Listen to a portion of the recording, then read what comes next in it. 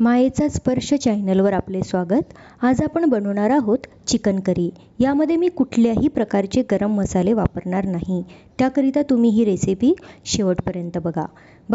इथे मी चिकन स्वच्छ धुवून घेतलेले आहे आणि त्यामध्ये हळद, तिखट, मीठ, थोडे जिरे पावडर आणि 2 ते 3 चम्मच मी इथे दही टाकणार आहे। हे दही छान घट्टसर मलाईदार आहे, घरी बनवलेले आहे। याची पूर्ण रेसिपी माझ्या चॅनलवर अवेलेबल आहे। याला आपण थोडा वेळ मॅरिनेट करून बाजूला ठेवून घेऊयात। आता आपण ग्रेव्हीकरिता मसाला रेडी करूयात।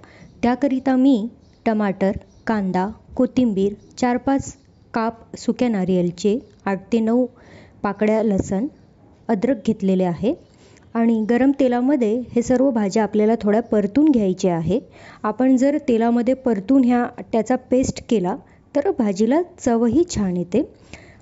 चिकनला मॅरिनेट करताना मी दही लावले आहे। तुम्ही त्या जागी लिंबू पण लावू शकता, पण दही लावल्याने भाजीची जी ग्रेव्ही आणि भाजीच्या ग्रेव्हीला जी टेस्ट आहे ती अगदी उत्तम येते। तुम्ही पण एकदा ट्राय करून बघा।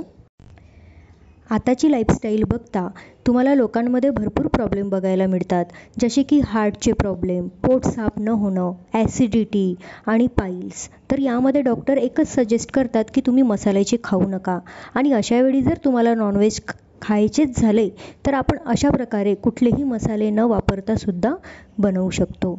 तुम्ही ही रेसिपी एकदा ट्राय करून बघा, नक्की तुम्हाला आवडेल।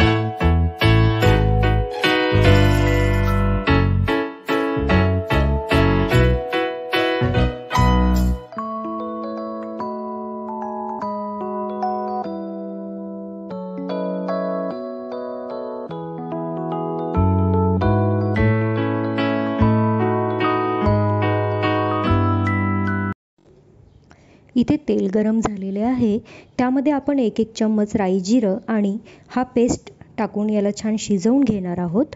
याला छान असं तेल सुटेपर्यंत आपल्याला शिजवून घ्यायचं आहे।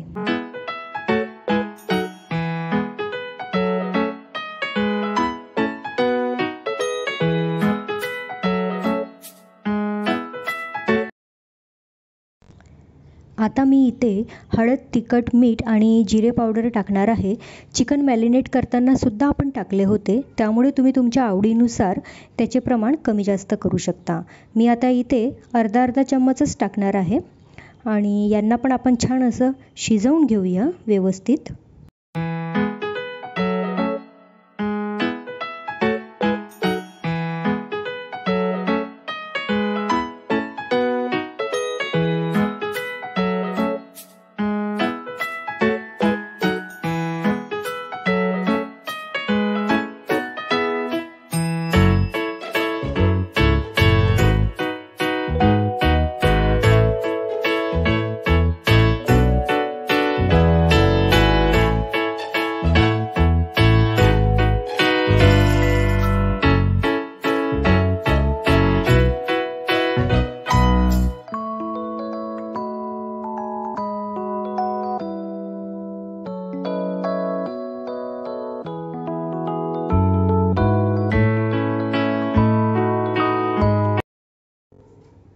आता आपण या ग्रेव्हीमध्ये हे मॅरिनेट केलेले चिकन टाकणार आहोत आणि आपल्याला या ग्रेव्हीमध्येच त्याला 10 ते 15 मिनिट थोडं छान असं शिजू द्यायचं आहे।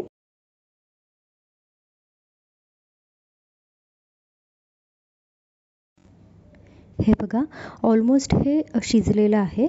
आता आपण यामध्ये थोडं गरम पाणी टाकणार आहोत।